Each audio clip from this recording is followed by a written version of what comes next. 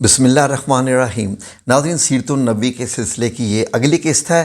پچھلی قسط میں آپ نے ملاحظہ فرمایا کہ مسلمانوں کو جب ہجرت کرنے کا حکم دیا گیا تو مسلمانوں نے ہجرت کرنا شروع کر دی، جن میں آپ رسول اللہ صلی اللہ علیہ وسلم کے پھوپھی زاد بھائی حضرت ابو سلمہ عبداللہ ابن عبداللہ مخزومی رضی اللہ عنہ تھے۔ تو انہوں نے تنہا جانے کا ارادہ فرمایا تھا، تو وہاں تک آپ نے سنا۔ تو ناظرین، آج جو ہے وہ قتل کی سازش کے بارے میں بات ہو رہی ہے کہ ناظرین، جب انہوں نے اونٹ کی مہار پکڑی اور بولے، اے ابو سلمہ، تم اپنے بارے میں اپنی مرضی کے مختار ہو۔ یہ کس نے کس سے کہا؟ یہ حضرت ابو سلمہ کے سسرال والوں نے جب ان کو روکا ہجرت کرنے سے تو اس وقت کی بات ہے۔ مگر ام سلمہ ہماری بیٹی ہے، ہم یہ گوارا نہیں کر سکتے کہ تم اسے ساتھ یعنی ہجرت کرتے وقت ساتھ مدینہ لے جاؤ۔ یہ کہہ کر انہوں نے ام سلمہ رضی اللہ عنہا کے اونٹ کی لگام کھینچ لی۔ اسی وقت ابو سلمہ کے خاندان کے لوگ وہاں پہنچ گئے اور بولے، ابو سلمہ کا بیٹا ہمارے خاندان کا بچہ ہے، جب تم نے اپنی بیٹی کو اس کے قبضے سے چھڑا لیا ہے تو ہم بھی اپنے بچے کو اس کے ساتھ نہیں جانے دیں گے۔ یہ کہہ کر انہوں نے بچے کو چھین لیا۔ اس طرح ان ظالموں نے حضرت ابو سلمہ رضی اللہ عنہ کو ان کی بیوی اور بچے سے جدا کر دیا۔ حضرت ابو سلمہ رضی اللہ عنہ تنہا ہی مدینہ منورہ ہجرت کر گئے اور وہاں پہنچے۔ ام سلمہ رضی اللہ عنہ شوہر اور بچے کی جدائی کے غم میں روزانہ صبح سویرے مکہ سے باہر مدینہ منورہ کی طرف جانے والے راستوں میں بیٹھ جاتی اور روتی رہتی۔ ایک دن ان کا ایک رشتہ دار ادھر سے گزرا، انہوں نے روتے دیکھا تو ترس آ گیا۔ وہ اپنی قوم کے لوگوں میں گیا اور ان سے بولا، تمہیں اس غریب پر رحم نہیں آتا؟ اسے اس کے شوہر اور بچے سے تم لوگوں نے جدا کر دیا، کچھ تو خیال کرو۔ آخر ان کے دل پسیج گئے تو انہوں نے حضرت ام سلمہ رضی اللہ عنہ کو جانے کی اجازت دے دی۔ یہ خبر سن کر ابو سلمہ رضی اللہ عنہ کے رشتہ داروں نے بچہ ام سلمہ رضی اللہ عنہ کو دے دیا اور انہیں اجازت دے دی کہ بچے کو لے کر مدینہ چلی جائیں۔ اس طرح انہوں نے مدینہ کی طرف تنہا سفر شروع کر دیا۔ راستے میں انہیں حضرت عثمان بن طلحہ رضی اللہ عنہ ملے۔ یہ اس وقت تک مسلمان نہیں ہوئے تھے، کعبہ کے چابی بردار بھی تھے۔ یہ صلح حدیبیہ کے موقع پر مسلمان ہوئے تھے۔ یہ ان کی حفاظت کی غرض سے ان کے اونٹ کے ساتھ ساتھ چلتے رہے، یہاں تک کہ انہیں قبا کے مقام تک پہنچا دیا۔ پھر حضرت عثمان بن طلحہ رضی اللہ عنہ یہ کہتے ہوئے رخصت ہو گئے، تمہارے شوہر یہاں موجود ہیں۔ اس طرح حضرت ام سلمہ رضی اللہ عنہا مدینہ پہنچی۔ آپ پہلی مہاجر خاتون ہیں جو شوہر کے بغیر مدینہ آئیں۔ حضرت عثمان بن طلحہ رضی اللہ عنہ نے انہیں مدینہ پہنچا کر جو عظیم احسان کیا، اس کی بنیاد پر یہ کہا کرتی تھی، میں نے عثمان بن طلحہ سے زیادہ نیک اور شریف انسان کسی کو نہیں پایا۔ اس کے بعد مکہ المکرمہ سے مسلمانوں کی مدینہ آمد شروع ہوئی۔ صحابہ اکرام رضوان اللہ عنہم ایک ایک کر کے آتے رہے۔ انصاری مسلمان انہیں اپنے گھروں میں ٹھہراتے، ان کی ضروریات کا خیال رکھتے اور حضرت عمر رضی اللہ عنہ اور عیاش بن ابو ربیعہ رضی اللہ عنہ 20 آدمیوں کے ایک قافلے کے ساتھ مدینہ پہنچے۔ حضرت عمر رضی اللہ عنہ کی ہجرت کی خاص بات یہ ہے کہ وہ مکہ سے چھپ کر نہیں نکلے تھے، بلکہ باقاعدہ اعلان کر کے نکلے اور انہوں نے پہلے خانہ کعبہ کا طواف کیا، پھر مقام ابراہیم پر 2 رکعت نماز ادا کی اور اس کے بعد مشرکین سے بولے، جو شخص اپنے بچوں کو یتیم کرنا چاہتا ہے، اپنی بیوی کو بیوہ کرنا چاہتا ہے یا اپنی ماں کی گود ویران کرنا چاہتا ہے تو وہ مجھے جانے سے روک کر دکھائے۔ ان کا اعلان سن کر سارے قریش کو جیسے سانپ سونگھ گیا، کسی نے ان کا پیچھا کرنے کی جرت نہ کی۔ وہ بڑے وقار سے ان سب کے سامنے روانہ ہوئے۔ حضرت ابو بکر صدیق رضی اللہ عنہ بھی ہجرت کی تیاری کر رہے تھے اور ہجرت سے پہلے وہ آرزو کیا کرتے تھے کہ نبی اکرم صلی اللہ علیہ وآلہ وسلم کے ساتھ ہی ہجرت کریں۔ وہ روانگی کی تیاری تو کر چکے تھے۔ ایک دن حضور نبی اکرم صلی اللہ علیہ وآلہ وسلم نے ان سے فرمایا، ابو بکر جلدی نہ کر، امید ہے کہ مجھے بھی اجازت ملنے والی ہے۔ چنانچہ حضرت ابوبکر رضی اللہ عنہ رک گئے۔ انہوں نے ہجرت کے لیے 2 اونٹنیاں بھی تیار کر رکھی تھیں۔ انہوں نے ان دونوں کو 800 درہم میں خریدا تھا اور وہ انہیں 4 ماہ سے کھلا پلا رہے تھے۔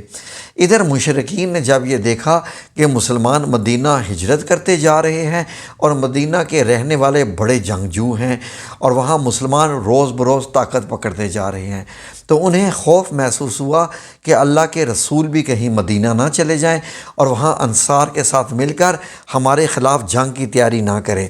تو وہ سب جمع ہو گئے اور سوچنے لگے کہ کیا قدم اٹھائیں۔ یہ قریش دار الندوہ میں جمع ہوئے تھے اور دار الندوہ میں ان کے مشورہ کرنے کی جگہ تھی۔ یہ پہلا پختہ مکان تھا جو مکہ میں تعمیر ہوا تھا۔ قریش کے اس مشورے میں شیطان بھی شریک ہوا۔ وہ انسانی شکل میں آیا اور ایک بوڑھے کے روپ میں تھا، سبز رنگ کی چادر اوڑھے ہوئے تھا اور وہ دروازے پر آ کر ٹھہر گیا۔ اسے دیکھ کر لوگوں نے پوچھا کہ آپ کون بزرگ ہیں؟ اس نے کہا، میں نجد کا سردار ہوں۔ آپ لوگ جس غرض سے یہاں جمع ہوئے ہیں میں بھی اس کے بارے میں سن کر آیا ہوں تاکہ آپ لوگوں کی باتیں سنوں اور ہو سکے تو کوئی مفید مشورہ بھی دوں۔ اس پر قریشیوں نے اسے اندر بلا لیا۔ اب انہیں مشورہ شروع کیا۔ ان میں سے کوئی بولا، اس شخص یعنی نبی اکرم صلی اللہ علیہ وآلہ وسلم کا معاملہ تو تم دیکھ ہی چکے ہو۔ اللہ کی قسم اب ہر وقت اس بات کا خطرہ ہے کہ یہ اپنے نئے اور اجنبی مددگاروں کے ساتھ مل کر ہم پر حملہ کریں گے، لہٰذا مشورہ کر کے اس کے بارے میں کوئی بات طے کر لو۔ وہاں پر موجود ایک شخص ابو البختری بن حشام نے کہا، اسے بیڑیاں پہنا کر ایک کوٹھری میں بند کر دو اور اس کے بعد کچھ عرصہ تک انتظار کرو تاکہ اس کی بھی وہی حالت ہو جائے جو اس جیسے شاعروں کی ہو چکی ہے جو بھی انہی کی طرح موت کا شکار ہوئے۔ اس پر شیطان جو کہ ایک بزرگ کے روپ میں آیا تھا، اس نے کہا، ہرگز نہیں، یہ رائے بالکل غلط ہے۔ یہ خبر اس کے ساتھیوں تک پہنچ جائے گی اور وہ تم پر حملہ کر دے گا اور ساتھی کو نکال کر لے جائیں گے۔ اس وقت تمہیں پچھتانا پڑے گا، لہٰذا کوئی اور ترکیب سوچو۔ اب ان میں بحث شروع ہوگی۔ اسود بن ربیعہ نے کہا، ہم اسے یہاں سے نکال کر جلا وطن کر دیتے ہیں، پھر یہ ہماری طرف سے کہیں بھی چلے جائیں، یعنی آپ صلی اللہ علیہ وسلم۔ اس پر شیطان جو نجدی بن کر آیا تھا بزرگ کے روپ میں، وہ بولنے لگا، یہ رائے بھی غلط ہے۔ تم دیکھتے نہیں اس کی باتیں کس قدر خوبصورت ہیں، کتنی میٹھی ہیں۔ وہ اپنا کلام سنا کر لوگوں کے دلوں کو موہ لیتا ہے۔ اللہ کی قسم، اگر تم نے اسے جلا وطن کر دیا تو تمہیں امن نہیں ملے گا۔ یہ کہیں بھی جا کر لوگوں کے دلوں کو موہ لے گا اور پھر تم پر حملہ آور ہوگا اور تمہاری یہ ساری سرداری چھین لے گا، لہٰذا کوئی اور بات سوچو۔ شیطان کی یہ بات سننے کے بعد ابو جہل نے کہا، میری ایک اور رائے بھی ہے اور اس سے بہتر کوئی رائے نہیں ہے۔ سب نے کہا، وہ کیا ہے؟ ابو جہل کہنے لگا، آپ لوگ ہر خاندان اور ہر قبیلے کا ایک ایک بہادر طاقتور نوجوان لیں، ہر ایک کو ایک ایک تلوار دیں اور ان سب کو نبی اکرم صلی اللہ علیہ وآلہ وسلم پر حملہ کرنے کے لیے صبح سویرے بھیجیں۔ وہ سب ایک ساتھ اس پر تلوار کے ایک بھرپور وار کریں گے، اس طرح اسے قتل کر دیں گے۔ اس سے یہ ہوگا کہ اس کے قتل میں سارے قبیلے والے شامل ہو جائیں گے، لہٰذا محمد صلی اللہ علیہ وآلہ وسلم کے خاندان والوں میں اتنی طاقت نہیں ہوگی کہ وہ ان سے جنگ کریں، لہٰذا وہ خون بہا یعنی فدیے کی رقم لینے پر آمادہ ہو جائیں گے، وہ ہم انہیں دے دیں گے۔ اور اس پر شیطان خوش ہو کر بولا، ہاں یہ ہے اعلیٰ رائے، میرے خیال میں اس سے اچھی رائے کوئی اور نہیں ہو سکتی۔ چنانچہ اس رائے کو سب نے منظور کر لیا۔ اللہ تعالیٰ نے فوراً ہی حضرت جبرائیل علیہ السلام کو نبی اکرم صلی اللہ علیہ وآلہ وسلم کے پاس بھیج دیا۔ انہوں نے عرض کیا کہ آپ روزانہ جس بستر پر سوتے ہیں آج اس پر نہ سوئیں۔ اس کے بعد انہوں نے مشرکین کو سازش کی خبر دی، اور چنانچہ سورہ انفال کی آیت 30 میں آتا ہے، جس کا ترجمہ یہ ہے، اور اس واقعے کا ذکر بھی کیجئے جب کافر لوگ آپ کی نسبت بری تدبیریں سوچ رہے تھے کہ آیا آپ کو قید کر ڈالیں یا قتل کر ڈالیں یا آپ کو جلا وطن کر دیں۔ وہ اپنی تدبیریں کر رہے تھے اور اللہ اپنی تدبیریں کر رہا تھا، اور سب سے زیادہ مضبوط تدبیر کرنے والا اللہ رب العزت ہے۔ ناظرین، غرض جب رات کی 1/3 گزر گئی تو مشرکین کا ٹولہ حضور اکرم صلی اللہ علیہ وآلہ وسلم کے گھر تک پہنچ کر چھپ گیا، اور وہ انتظار کرنے لگا کہ کب وہ سوئیں اور سب یکدم ان پر حملہ کر دیں۔ ان کفار کی تعداد 100 تھی۔ ناظرین، ادھر حضور نبی اکرم صلی اللہ علیہ وآلہ وسلم نے حضرت علی رضی اللہ عنہ سے فرمایا، تم میرے بستر پر سو جاؤ اور میری یمنی چادر اوڑھ لو۔ پھر آپ صلی اللہ علیہ وسلم نے حضرت علی رضی اللہ عنہ کو تسلی دیتے ہوئے فرمایا، تمہارے ساتھ کوئی ناخوشگوار واقعہ پیش نہیں آئے گا۔ مشرکوں کے جس گروہ نے آپ صلی اللہ علیہ وآلہ وسلم کے گھر کو گھیر رکھا تھا، ان میں حکیم بن ابو العاص، عقبہ بن ابی معیط، نصر بن حارث، اسید بن خلف، زمع ابن اسود اور ابو جہل بھی شامل تھے۔ ابو جہل اس وقت دبی آواز میں اپنے ساتھیوں سے کہہ رہا تھا، محمد صلی اللہ علیہ وآلہ وسلم فرماتا ہے کہ اگر تم اس کے دین کو قبول کر لو گے تو تمہیں عرب اور عجم کی بادشاہت مل جائے گی، اور مرنے کے بعد تمہیں دوبارہ زندگی عطا کی جائے گی، اور وہاں تمہارے لیے ایسی جنتیں ہوں گی، ایسے باغات ہوں گے جیسے اردن کے باغات ہیں، لیکن تم میری پیروی نہیں کرو گے تو تم سب تباہ ہو جاؤ گے، مرنے کے بعد دوبارہ زندہ کیے جاؤ گے، تمہارے لیے وہیں جہنم کی آگ تیار ہوگی جس میں تمہیں جلایا جائے گا۔ نبی اکرم صلی اللہ علیہ وآلہ وسلم نے اس کے یہ الفاظ سن لیے، اور آپ یہ کہتے ہوئے گھر سے نکلے، ہاں میں یقیناً یہ بات کہتا ہوں۔ اس کے بعد آپ صلی اللہ علیہ وآلہ وسلم نے اپنے ہاتھ میں کچھ مٹی اٹھائی اور یہ آیت تلاوت کرتے ہوئے جو ہے یہ فرمائی، ترجمہ، یاسین، قسم ہے حکمت والے قرآن کی، بے شک آپ پیغمبروں کے گروہ میں سے ہیں اور سیدھے راستے پر ہیں۔ یہ قرآن زبردست اللہ مہربان کی طرف سے نازل کیا گیا ہے تاکہ آپ پہلے تو ایسے لوگوں کو ڈرائیں جن کے باپ دادا نہیں ڈرائے گئے تھے، سو اسی سے وہ بے خبر ہیں۔ ان میں سے اکثر لوگوں پر بات ثابت ہو چکی ہے، سو یہ لوگ ہرگز ایمان نہیں لائیں گے۔ ہم ان کی گردنوں میں توق ڈال دیے ہیں، پھر وہ ٹھوڑیوں تک اڑ گئے ہیں جس سے ان کے سر اوپر کو اٹھ گئے ہیں، اور ہم نے ایک آڑ ان کے سامنے کھڑی کر دی ہے اور ایک آڑ ان کے پیچھے کھڑی کر دی ہے، جس سے ہم نے انہیں ہر طرف سے پردوں میں گھیر دیا ہے، سو وہ دیکھ نہیں سکتے۔ یہ سورہ یاسین کی آیات 1 سے 9 کا ترجمہ ہے۔ ان آیات کی برکت سے اللہ تعالیٰ نے کفار کو وقتی طور پر اندھا کر دیا، وہ حضرت صلی اللہ علیہ وآلہ وسلم کو اپنے سامنے سے جاتے ہوئے بھی نہ دیکھ سکے۔ حضور نبی اکرم صلی اللہ علیہ وآلہ وسلم نے جو مٹی پھینکی تھی وہ ان سب کے سروں پر گری، کوئی ایک بھی ایسا نہ بچا جس پر مٹی نہ گری ہو۔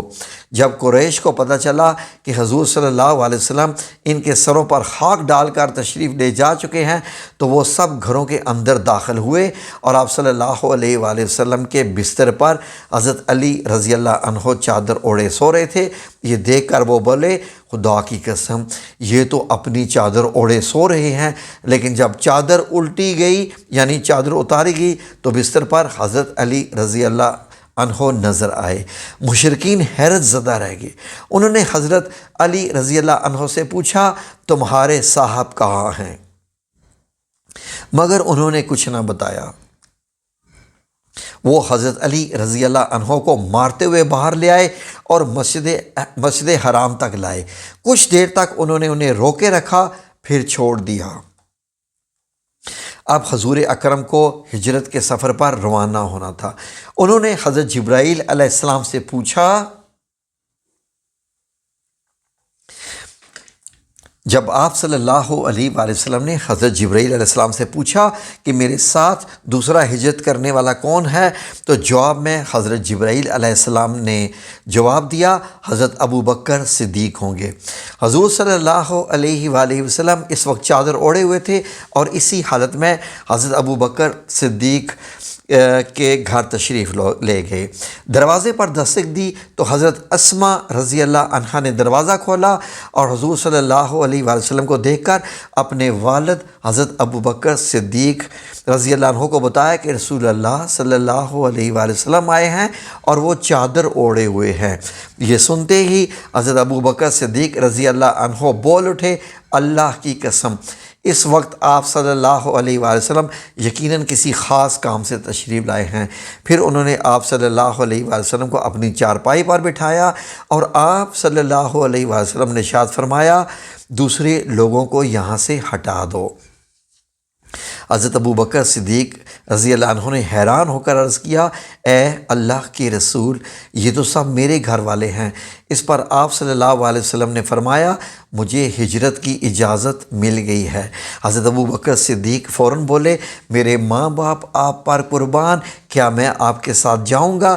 جواب میں آپ صلی اللہ علیہ وسلم نے ارشاد فرمایا، ہاں تم میرے ساتھ جاؤ گے۔ یہ سنتے ہی مارے خوشی کے حضرت ابو بکر صدیق رضی اللہ عنہ رونے لگے، اور حضرت عائشہ صدیقہ رضی اللہ عنہ فرماتی ہیں، میں نے اپنے والد کو روتے دیکھا تو حیران ہوئی، اس لیے کہ میں اس وقت تک نہیں جانتی تھی کہ انسان خوشی کی وجہ سے بھی رو سکتا ہے۔ پھر حضرت ابو بکر صدیق رضی اللہ عنہ نے عرض کیا، اے اللہ کے رسول، آپ پر میرے ماں باپ قربان، آپ ان دونوں اونٹنیوں میں سے ایک لے لیں، میں نے اسے اسی سفر کے لیے تیار کیا ہے۔ اس پر حضور صلی اللہ علیہ وسلم نے ارشاد فرمایا، میں یہ قیمت دے کر لے سکتا ہوں۔ یہ سن کر حضرت ابو بکر صدیق پھر رونے لگے اور عرض کیا، اے اللہ کے رسول، آپ پر میرے ماں باپ قربان، میں اور میرا مال تو سب آپ ہی کا ہے۔ آپ صلی اللہ علیہ وسلم نے ایک اونٹنی لی، اور بعض روایات میں آتا ہے کہ حضور صلی اللہ علیہ وسلم نے اونٹنی کی قیمت دی تھی۔ اس اونٹنی کا نام تھا قصوہ۔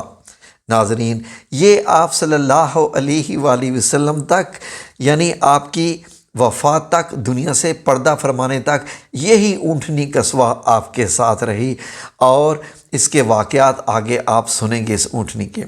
حضرت ابو بکر رضی اللہ عنہ کی خلافت میں اس کی موت واقع ہوئی تھی، اس اونٹنی کی۔ حضرت عائشہ صدیقہ رضی اللہ عنہ فرماتی ہیں کہ پھر ہم نے ان دونوں اونٹنیوں کو جلدی جلدی سفر کے لیے تیار کیا، چمڑے کی ایک تھیلی میں کھانے کا سامان رکھ دیا، اور حضرت اسما رضی اللہ عنہا نے اپنی چادر پھاڑ کر اس کے ایک حصے سے ناشتے کی تھیلی باندھ دی، دوسرے حصے سے انہوں نے پانی کے برتن کا منہ بند کر دیا۔ اس پر حضرت صلی اللہ علیہ وآلہ وسلم نے فرمایا، اللہ تعالیٰ تمہاری اس اوڑھنی کے بدلے جنت میں 2 اوڑھنیاں عطا فرمائے گا۔ تو ناظرین، عربی میں آپ کو معلوم ہے کہ اس کو کہتے ہیں ذات النطاقین، یہ آپ کا لقب تھا۔ اوڑھنی کو پھاڑ کر 2 کرنے کے عمل کی بنیاد پر حضرت اسما رضی اللہ عنہا کو ذات النطاقین کا لقب ملا، یعنی 2 اوڑھنیوں والی۔ یاد رہے کہ نطاق اس دوپٹے کو کہا جاتا ہے جسے عرب کی عورتیں کام کے دوران کمر کے گرد باندھ لیتی ہیں۔ پھر رات کے وقت آپ صلی اللہ علیہ وآلہ وسلم حضرت ابو بکر صدیق رضی اللہ عنہ کے ساتھ روانہ ہوئے اور پہاڑ سور، جس کو غار سور بھی کہتے ہیں، وہاں تک پہنچے۔ سفر کے دوران کبھی حضرت ابو بکر صدیق آپ صلی اللہ علیہ وآلہ وسلم کے آگے چلتے لگتے اور کبھی پیچھے۔ آپ صلی اللہ علیہ وسلم نے دریافت فرمایا، اے ابو بکر، ایسا کیوں کر رہے ہو؟ جواب میں انہوں نے عرض کیا، اللہ کے رسول، میں اس خیال سے پریشان ہوں کہ کہیں راستے میں آپ کی گھات میں کوئی بیٹھا نہ ہو۔ ناظرین، اس پہاڑ میں ایک غار تھا، دونوں غار کے دہانے تک پہنچے۔ حضرت ابو بکر رضی اللہ عنہ نے عرض کیا، قسم اس ذات کی جس نے آپ کو حق دے کر بھیجا ہے، آپ ذرا ٹھہریے، پہلے میں غار میں داخل ہوں گا، اگر غار میں کوئی موذی کیڑا ہوا تو کہیں آپ کو نقصان نہ پہنچ جائے۔ ناظرین، آپ کو معلوم ہے کہ ایسے غاروں میں جو پتھروں کے غار ہوتے ہیں ان میں سانپ بھی چھپے ہوتے ہیں، بچھو بھی ہوتے ہیں، اور بھی موذی کیڑے ہو سکتے ہیں۔ تو حضرت ابوبکر صدیق رضی اللہ عنہ کو اپنی جان کی پرواہ نہیں تھی، اسی لیے وہ پہلے غار میں داخل ہوئے کہ کوئی چیز اگر ہے تو وہ ان کو کاٹے۔ چنانچہ حضرت ابوبکر صدیق رضی اللہ عنہ نے غار میں داخل ہوئے اور انہوں نے غار کو ہاتھوں سے ٹٹول کر دیکھنا شروع کر دیا، جہاں کوئی سوراخ ملتا اپنی چادر سے ایک ٹکڑا پھاڑ کر اس کو بند کر دیتے۔ تو ناظرین، یہ ہے آج کی ویڈیو۔ ہم اگلی انشاءاللہ ویڈیو آپ کی خدمت میں پیش کریں گے اسی غار کے واقعے کے ساتھ۔ یہ بڑے روحانی واقعات ہیں، یہ ایسے واقعات ہیں جو آپ کے ایمان کو تازہ کر دیں اور آپ کو رسول اللہ صلی اللہ علیہ وآلہ وسلم سے محبت کرنے پر مجبور کر دیں۔ ان سے جتنا بھی آپ سنیں گے انشاءاللہ اتنی ہی روحانیت پائیں گے اور رسول اللہ صلی اللہ علیہ وآلہ وسلم کے محبت، عشق اور زیارت بھی نصیب ہوگی۔ آمین یا رب العالمین۔